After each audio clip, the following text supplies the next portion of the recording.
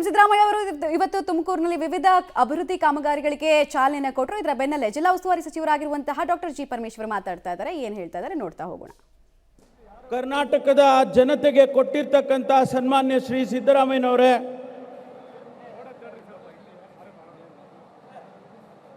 ಉಪಮುಖ್ಯಮಂತ್ರಿಗಳಾಗಿ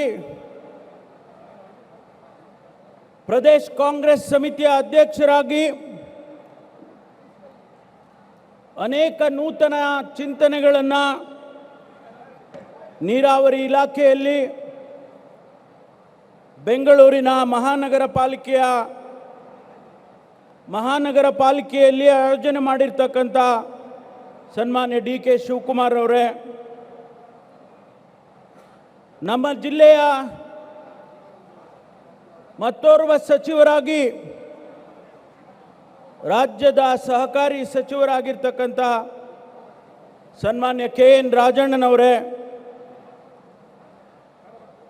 ರಾಜ್ಯದ ನಗರಾಭಿವೃದ್ಧಿ ಸಚಿವರು, ನಗರ ಯೋಜನೆಯ ಸಚಿವರಾಗಿರ್ತಕ್ಕಂಥ ಸನ್ಮಾನ್ಯ ಶ್ರೀ ಸುರೇಶ್ ಅವರೇ, ಶಾಸಕರು ಮತ್ತು ದೆಹಲಿಯ ಪ್ರತಿನಿಧಿಗಳಾಗಿರ್ತಕ್ಕಂಥ ಸನ್ಮಾನ್ಯ ಡಿ ಪಿ ಜಯಚಂದ್ರ ಅವರೇ, ಕರ್ನಾಟಕ ರಸ್ತೆ ಸಾರಿಗೆ ನಿಗಮ ನಿಯಮಿತ ಹಾಗೂ ಶಾಸಕರು ಗುಬ್ಬಿ ಕ್ಷೇತ್ರದ ಶಾಸಕರಾಗಿರ್ತಕ್ಕಂಥ ಮಾನ್ಯ ಶ್ರೀನಿವಾಸ್ ಅವರೇ, ಶಾಸಕ ಸ್ನೇಹಿತರುಗಳಾಗಿರ್ತಕ್ಕಂಥ ಸುರೇಶ್ ಗೌಡ ಅವರೇ, ಎಂ ಕೃಷ್ಣಪ್ಪನವರೇ, ಜ್ಯೋತಿ ಗಣೇಶ್ ಅವರೇ, ಸುರೇಶ್ ಬಾಬುರವರೇ, ವೆಂಕಟೇಶ್ ಅವರೇ, ಮಾನ್ಯ ರಾಜೇಂದ್ರ ಅವರೇ, ಶ್ರೀನಿವಾಸ್ ಅವರೇ ಮತ್ತು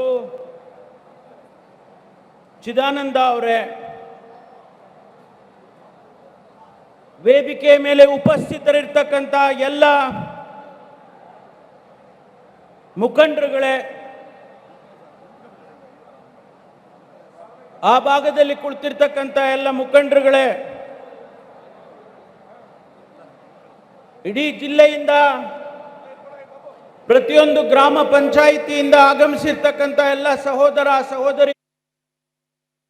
ಡಾಕ್ಟರ್ ಜಿ ಪರಮೇಶ್ವರ್ ಅವರು ಸರ್ಕಾರದ ಸಾಧನೆಗಳನ್ನ ಉದ್ದೇಶಿಸಿ ಈಗಷ್ಟೇ ಮಾತನಾಡ್ತಾ ಇದ್ದದನ್ನ ಗಮನಿಸ್ತಾ ಇದ್ರಿ. ಜಿಲ್ಲಾ ಉಸ್ತುವಾರಿ ಸಚಿವ ಡಾಕ್ಟರ್ ಜಿ ಪರಮೇಶ್ವರ್ ಅವರ ತವರೂರಲ್ಲಿ ನಡೀತಾ ಇರುವಂತಹ ವಿವಿಧ ಅಭಿವೃದ್ಧಿ ಕಾರ್ಯಗಳು ಜೊತೆಗೆ ಅಮೃತ 2.0 ಯೋಜನೆಯಡಿ ನಗರವಾಸಿಗಳಿಗೆ ಕುಡಿಯುವಂತಹ ನೀರಿನ ವಿಚಾರದಲ್ಲೂ ಕೂಡ ಸರ್ಕಾರ ಹೆಜ್ಜೆಯನ್ನ ಇಡ್ತಾ ಇದೆ ಅನ್ನೋದನ್ನ ತಿಳಿಸ್ತಾ ಇದ್ರು. ಘನ ಉಪಸ್ಥಿತಿಯಿಂದ ಕಾರ್ಯಕ್ರಮವನ್ನು ಉದ್ಘಾಟನೆ ಮಾಡಿಕೊಟ್ಟಂತ ಈ ರಾಜ್ಯದ ಘನತೆವೆತ್ತ ಮುಖ್ಯಮಂತ್ರಿಗಳು ಅನೇಕ ನೂತನವಾದ ಕಾರ್ಯಕ್ರಮಗಳನ್ನು 2013ರಿಂದ ಕರ್ನಾಟಕದ ಜನತೆಗೆ ಕೊಟ್ಟಿರ್ತಕ್ಕಂಥ ಸನ್ಮಾನ್ಯ ಶ್ರೀ ಸಿದ್ದರಾಮಯ್ಯನವರೇ ಸ್ಮರಿಸಿಕೊಳ್ತೇನೆ. ಅವತ್ತೂ ಕೂಡ ಮಾನ್ಯ ಮುಖ್ಯಮಂತ್ರಿಗಳು ಮತ್ತು ಉಪಮುಖ್ಯಮಂತ್ರಿಗಳು ಕಾರ್ಯಕ್ರಮಕ್ಕೆ ಆಗಮಿಸಿದ್ರು. ಇವತ್ತು ಮತ್ತೊಂದು ಹೆಜ್ಜೆ ಮುಂದೆ ಹೋಗಿ ಸುಮಾರು 1250 ಕೋಟಿ ರೂಪಾಯಿ ಕಾಮಗಾರಿಗಳಿಗೆ ಶಂಕುಸ್ಥಾಪನೆ ಮತ್ತು ಉದ್ಘಾಟನೆ,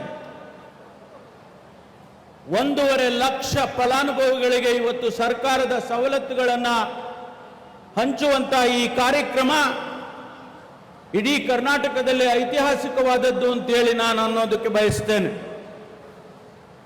ಸ್ನೇಹಿತರೆ, ಬೆಂಗಳೂರು, ತುಮಕೂರು, ಬೆಂಗಳೂರಿಗೆ ಬಹಳ ಹತ್ತಿರವಾಗಿರ್ತಕ್ಕಂಥ ಪಟ್ಟಣ, ಬಹಳ ವೇಗವಾಗಿ ಬೆಳೀತಾ ಇರ್ತಕ್ಕಂಥ ತುಮಕೂರು ಇವತ್ತು ಅಭಿವೃದ್ಧಿಯ ಕಡೆ ದಾಪುಗಾಲಿನಿಂದ ಹೋಗ್ತಾ ಇದೆ ಅನ್ನೋದನ್ನ ತಮ್ಮ ಮುಂದೆ ಹಂಚಿಕೊಳ್ಳೋದಕ್ಕೆ ಬಯಸ್ತೇನೆ. ಈಗಾಗಲೇ ತುಮಕೂರಿನಲ್ಲಿ ಏಷ್ಯಾ ಖಂಡದಲ್ಲೇ ಅತಿ ದೊಡ್ಡ ಕೈಗಾರಿಕಾ ಘಟಕವನ್ನು ಸ್ಥಾಪನೆ ಮಾಡುವ ಸಲುವಾಗಿ ಸುಮಾರು 20,000 ಎಕರೆ ಭೂಮಿಯನ್ನ ಸರ್ಕಾರ ಅಕ್ವೈರ್ ಮಾಡಿ ಕೈಗಾರಿಕೆಗಳಿಗೆ ಕೊಟ್ಟಿರ್ತಕ್ಕಂಥದ್ದನ್ನು ನಾನು ನೆನಪಿಸ್ತೇನೆ.